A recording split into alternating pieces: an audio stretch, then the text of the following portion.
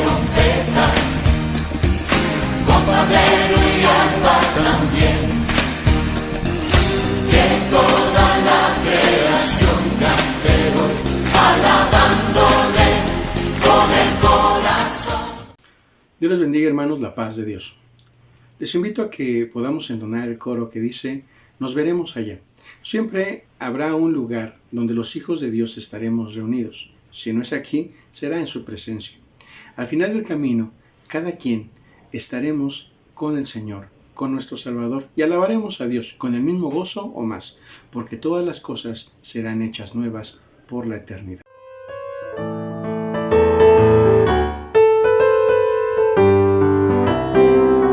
Nos veremos allá, al final del camino, en la presencia de nuestro Salvador, donde muerte no habrá, ni tristeza ni llanto, no más quebranto, ni clamor ni dolor. El arco iris dejaremos atrás cuando miremos su dulce faz, con gozo sin igual, todos le alabaremos cuando lleguemos del camino al final. Nos veremos allá, al final del camino, en la presencia de nuestro Salvador, donde muerte no habrá, ni tristeza ni llanto, no más quebranto, ni clamor ni dolor. El arco iris dejaremos atrás cuando miremos su dulce faz, con gozo sin igual, todos le alabaremos cuando lleguemos del camino al final. También les invito, hermanos, a que podamos entonar el coro especial que dice: al que me ciñe de poder, para la gloria de Dios, aquel que su victoria es. Esperemos la victoria en el nombre del Señor Jesús. Al que me ciñe de poder, aquel que mi victoria es, solo a él alabaré, solo a él exaltaré. Al que me ciñe de poder, aquel que mi victoria es, solo a él alabaré, solo a él exaltaré. De ti será mi alabanza en la congregación, cantaré y alabaré tu nombre, Señor. De ti será mi alabanza en la congregación, cantaré y alabaré tu nombre, Señor. Al que me ciñe de poder, aquel que mi victoria es, solo a él alabaré, solo a él exaltaré. Al que me ciñe de poder, aquel que mi victoria es, solo a él alabaré, solo a él exaltaré.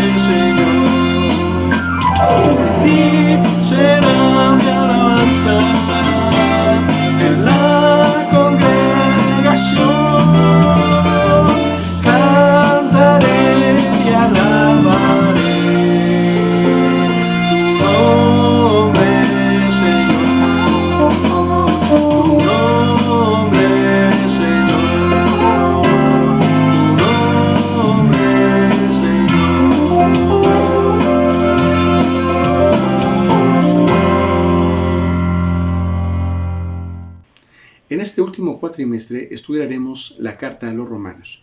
Un versículo central o muy importante en esta epístola es Romanos 5:20, que dice a la letra: pero la ley se introdujo para que el pecado abundase. Mas cuando el pecado abundó, sobreabundó la gracia. Nos habla del enlace entre el pueblo de Israel y nos revela la maldad del hombre. Pero sobre todo, hermanos, la gracia impartida por el Padre, ese es el regalo dispuesto para cada uno de sus hijos a través de Cristo Jesús, Señor nuestro. El escritor de la carta a los Romanos es el apóstol Pablo, aproximadamente en el año 56 después de Cristo. Él se encontraba en Corinto, allá en una localidad de Grecia, durante su tercer viaje de Éfeso a Jerusalén, para llevar inclusive ayuda a los cristianos pobres de aquella ciudad. Él inclusive hacía esta colecta, pues había promovido también él entre las ciudades el evangelio, hermanos. Había establecido iglesias, había establecido ancianos. El apóstol ya en este viaje, hermanos, se despide de los cristianos, de sus hermanos, de sus hijos, diciéndole a sus discípulos que el Espíritu Santo le comunicaba, le hacía sentir que en Jerusalén le iban a suceder hechos graves y que tal vez por eso ya no lo volverían a ver. Qué difícil es cuando una persona se despide para ya no volverla a ver, hermanos. Dice la Biblia que muchos de ellos se le colgaban al cuello y lloraban, le decían adiós a ese padre espiritual que tenían.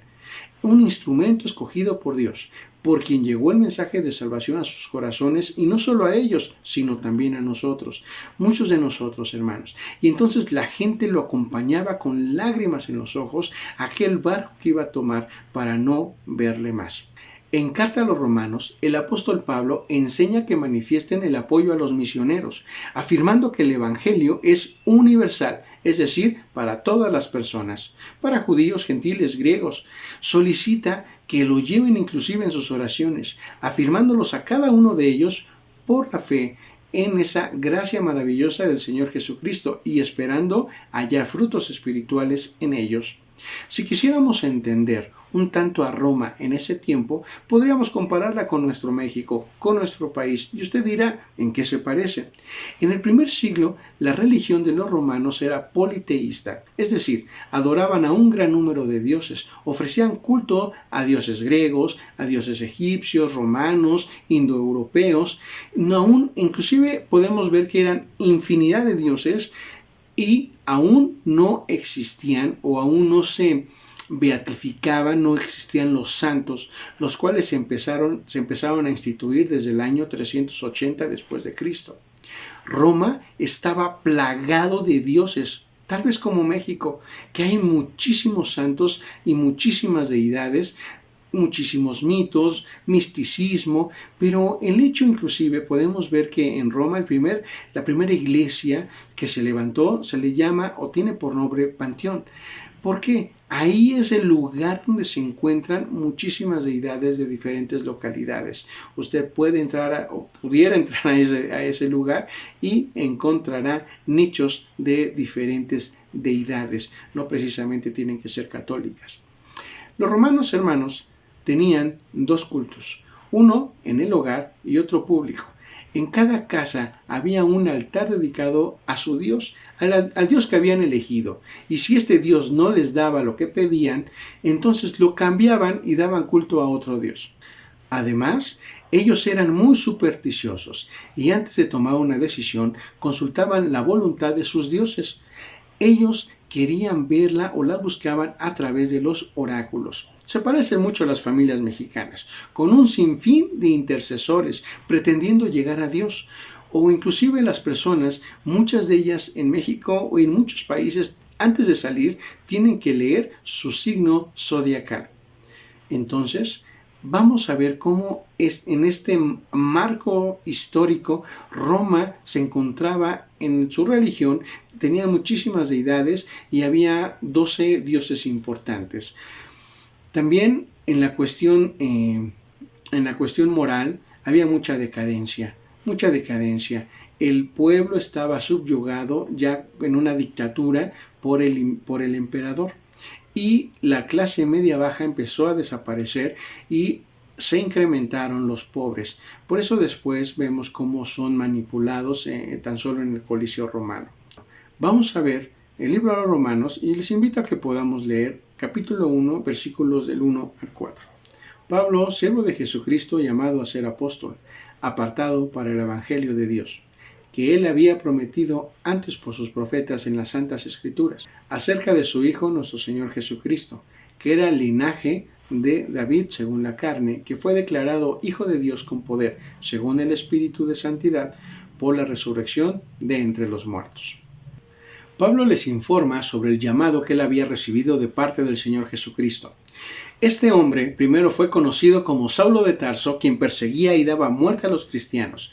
Narra que yendo por el camino a Damasco, cuando el Señor lo detuvo, el Señor Jesucristo, Pablo le preguntó: ¿quién eres? Y el Señor le contestó: yo soy Jesús, a quien tú persigues. En ese momento fue que Pablo llegó a conocerle a Jesucristo, inclusive como su Salvador personal, y ahora se muestra como siervo de Dios Altísimo.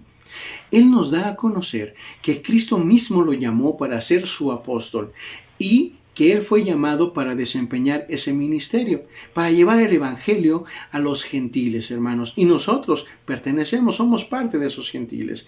Entonces Pablo se identifica primero a sí mismo como siervo de Cristo y dice ser apóstol, el último inclusive. Y apóstol significa alguien que ha sido enviado. No habla de jerarquías, que es como lo hacen hoy día muchos grupos cristianos. Vamos a ver qué dice el Evangelio según San Juan, capítulo 13, versículo 16.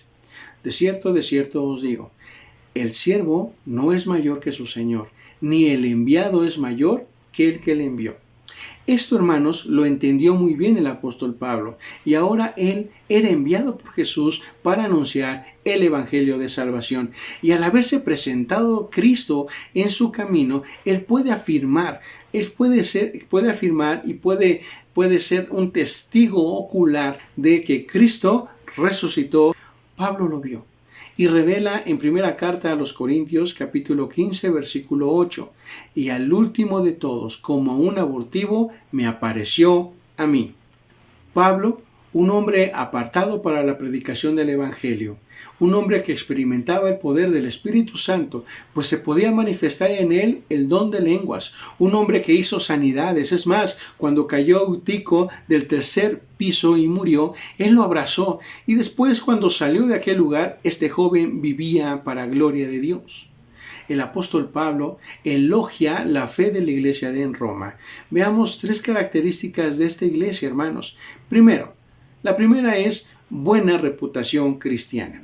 Dentro de un mar de maldad, ellos se encontraban con esa buena reputación, eran identificados los cristianos. En el centro mismo de Europa, Roma, una ciudad contaminada por la idolatría, la dictadura, los placeres carnales, los deseos engañosos, llenos de filosofía. Dentro de esto, hermanos, se encontraba un grupo de personas interesadas en guardar su conducta, sabiendo las cosas venideras, como lo dice en Filipenses 1:10, para que aprobéis lo mejor, a fin de que seáis sinceros e irreprensibles para el día de Cristo. ¿Se da cuenta, hermanos? Irreprensibles para el día de Cristo. Cuando hablamos de la iglesia, inclusive de la nuestra o donde usted asiste, es conveniente hacer una evaluación personal, no grupal, porque damos testimonio cada uno de nosotros y cada uno de nosotros seremos juzgados por separado. Usted no puede ser responsable del mal testimonio del hermano o de la hermana, así como su hermano y su hermana jamás podrán ser responsables por su mal testimonio. El apóstol Pablo refiere un buen testimonio de la iglesia en Roma. Veamos Romanos 16:19. Porque vuestra obediencia ha venido a ser notoria a todos. Así que me gozo de vosotros, pero quiero que seáis sabios para el bien e ingenuos para el mal. Muchos dicen que la vida en la ciudad, por ejemplo, es más rápida, más contaminada, se vive muy aprisa, se ven cosas muy crueles, pensando que las personas que viven ahí son más propensas al pecado, son más propensas a obrar mal. Pero déjeme decirle que ya no es solamente en las ciudades, sino en cualquier localidad, es más, en su colonia, en su calle, y sabiendo que abunda la maldad, el apóstol Pablo exhorta: sabios para el bien, ingenuos para el mal. Tenga fe en la palabra de Dios. Tenga la certeza de lo que espera, hermanos, y en esa convicción especial de lo que no se ve, porque dice carta a los Hebreos 11:2, porque por ella alcanzaron buen testimonio los antiguos. Guarde su vida en la guianza de la palabra. Es bueno, hermanos, que guarde su reputación. Es bueno que pida a sus hijos y nietos que respeten su reputación, que los vecinos vean y sepan que su hogar es cristiano. Pero sobre todo también usted guarde su testimonio, cuide la reputación de Dios. No nos cerremos a decir, yo vivo bien, estoy tranquilo. Recuerde lo que dice la palabra en Romanos 2:24. Porque como está escrito, el nombre de Dios es blasfemado entre los gentiles por causa de vosotros. ¿Se da cuenta? ¿Se da cuenta, hermanos? Por causa de muchas personas que dicen ser cristianas, el nombre de Dios es blasfemado. Siempre hay cosas que cambiar en nosotros mismos. Siempre hay cosas que cambiar en nuestro entorno. Esto es un proceso. ¿Nos falta mucho? Sí. Pero para gloria de Dios tenemos al Espíritu Santo con nosotros. El segundo punto, o la segunda característica en la iglesia de Roma, es que esa oración, hermanos, así como el apóstol les pedía que oraran por él, vemos que la oración entonces sustenta sus vidas. El apóstol Pablo conocía a la iglesia de Roma. Consciente de que, es cierto, no había muchos problemas espirituales, vemos que Pablo no se confía de eso y le suplica delante de Dios por sus vidas, por lo que vemos la importancia de las oraciones para sostener los corazones, pidiéndole a Dios que su Espíritu Santo redarguya las vidas para que cuando esté alguna persona, algún miembro de la familia, algún miembro de la congregación en el filo del pecado, sea persuadido por el Espíritu Santo y sea guardado de pecar. Debemos orar unos por otros. Allí está la fuerza de la iglesia. Debemos orar por los miembros de nuestra congregación, por los miembros de nuestra familia, por aquellas personas, hombres y mujeres, que estén propensos, aquellos que sean más tentados a pecar, ya sea por el lugar donde viven, por el lugar donde trabajan, por las amistades, inclusive por la pareja sentimental que tienen. Oremos, hermanos, en todo tiempo. Oremos como lo hace el apóstol Pablo, pues dice carta a los Romanos 1:9, porque testigo me es Dios, a quien sirvo en mi espíritu en el evangelio de su Hijo, de que sin cesar hago mención de vosotros siempre en mis oraciones. La característica clave para que Pablo pudiera doblar sus rodillas delante del Padre día a día es el amor que manifestaba hacia ellos, así como la iglesia de Filipos lo expresa en Filipenses 1:8, porque Dios me es testigo de cómo os amo a todos vosotros con el entrañable amor de Jesucristo. Debemos acordarnos siempre de todos, a cada instante, cuando oramos, cuando meditamos, cuando estudiamos la palabra, así como lo practicaba Pablo. Efesios 1:16 dice, no ceso de dar gracias por vosotros, haciendo memoria de vosotros en mis oraciones. Qué importante, hermanos, es que haya hombres y mujeres que doblen sus rodillas por la iglesia. El siguiente versículo de Efesios 1, ahora el 17, para que el Dios de nuestro Señor Jesucristo, el Padre de gloria, os dé espíritu de sabiduría y de revelación en el conocimiento de Él. Imagínese, hermano, algo bien especial, espíritu de sabiduría y de revelación en el conocimiento de Dios.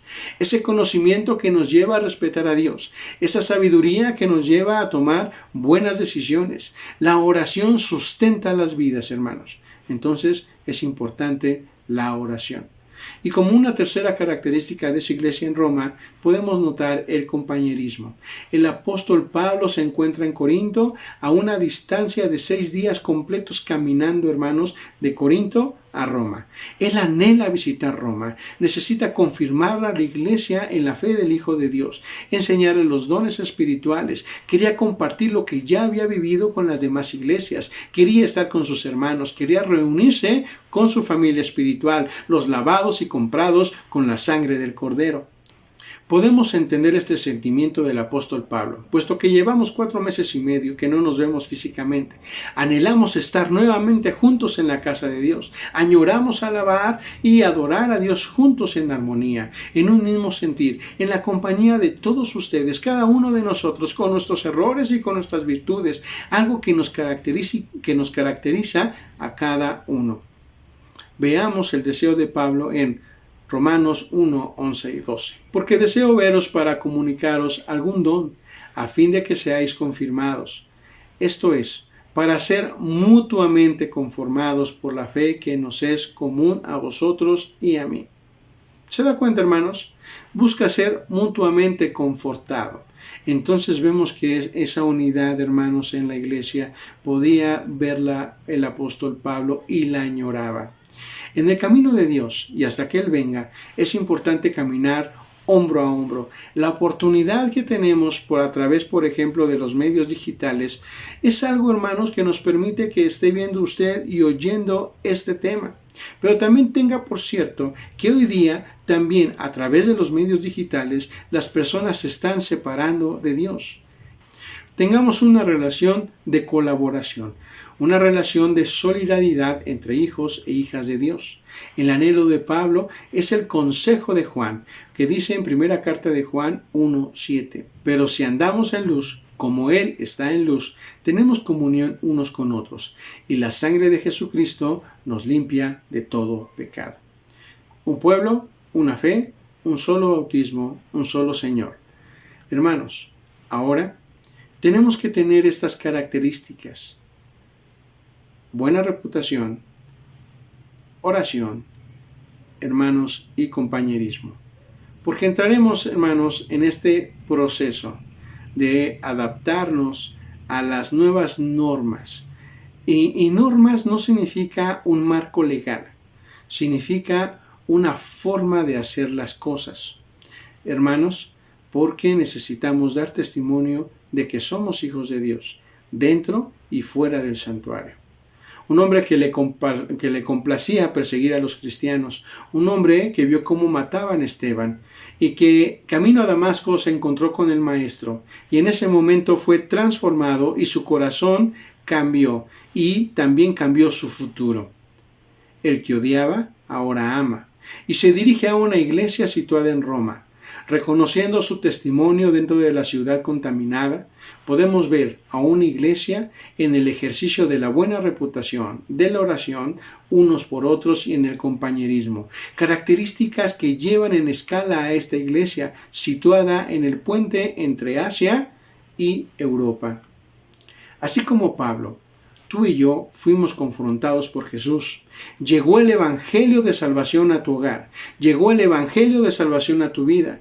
Y así como Dios transformó la vida de Pablo, lo está haciendo contigo, o tal vez estás en ese proceso. Permítele entonces al Espíritu Santo transformar tu vida a fin de que demos testimonio de que somos hijos e hijas de Dios, en unidad, en oración, sintiendo la necesidad y deseando nuevamente estar juntos y así seguir aprendiendo y ejercitando la fe en Cristo Jesús, Señor nuestro. Saulo fue apartado, fue separado para ser apóstol. Tú eres apartado, hermanos, pero para ser hijo, para ser hija de Dios. Tú eres apartado, hermanos, con un propósito para Jesús. Acércate a Dios. Si aún no le entregas tu vida a Dios, oremos pidiendo al Espíritu Santo que toque tu corazón, pero sobre todo pidiéndole a Dios que te dé la oportunidad de entregar tu vida a Jesús y digas como Pablo, ¿qué quieres que yo haga? Hermanos, siempre debe haber un esfuerzo en nosotros. Así como lo dijo el profeta Samuel, esfuérzate y esforcémonos por nuestro pueblo y por las ciudades de nuestro Dios, y haga Jehová lo que bien le pareciere. Hagamos una oración y pidámosle a Dios que nos prepare para esta nueva oportunidad que tenemos. Que nos prepare, hermanos, para la disposición, para poder bendecir a Dios a través del buen testimonio. Señor y Dios, te damos las gracias, Padre, porque nos permites atender a la palabra. Y encontramos en la iglesia situada en Roma, una iglesia que sabía conducirse, una iglesia que había entendido el mensaje de salvación, el evangelio de salvación. Y Pablo tenía ese anhelo fuerte en su vida de poder visitarles, porque quería compartir con ellos lo que ya había compartido con demás iglesias. Él sabía del buen testimonio, él sabía que ahí él podía ser acogido de una forma especial.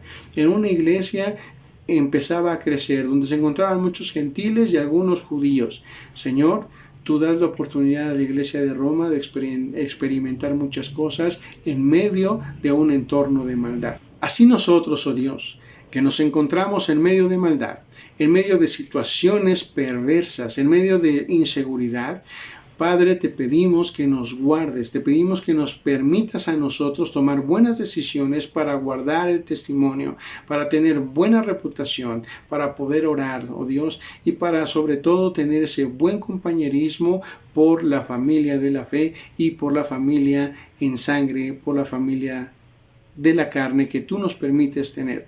Bendice a todos los que oyen. Bendice, Padre Celestial, a cada persona que pueda querer en este momento entregar su vida a ti, oh Jesucristo, y tengan un encuentro contigo. Permíteles, oh Dios, buscar un lugar de congregación. Permíteles, oh Dios, leer la palabra y que tu Espíritu Santo obre en sus vidas y sean transformados como lo hiciste con el apóstol Pablo, para cosas maravillosas, porque somos llamados, oh Dios, a servirte. En el nombre de Jesús, gracias, oh Dios. Amén. Les invito a que podamos ahora declarar el libro de los Salmos 23. Dice: Jehová es mi pastor, nada me faltará. En lugares de delicados pastos me hará descansar. Junto a aguas de reposo me pastoreará, confortará mi alma, me guiará por sendas de justicia por amor de su nombre. Aunque ande en valle de sombra de muerte, no temeré mal alguno, porque tú estarás conmigo. Tu vara y tu cayado me infundirán aliento. Aderezas mesa delante de mí en presencia de mis angustiadores. Unges mi cabeza con aceite, mi copa está rebosando. Ciertamente el bien y la misericordia me seguirán todos los días de mi vida, y en la casa de Jehová moraré por largos días.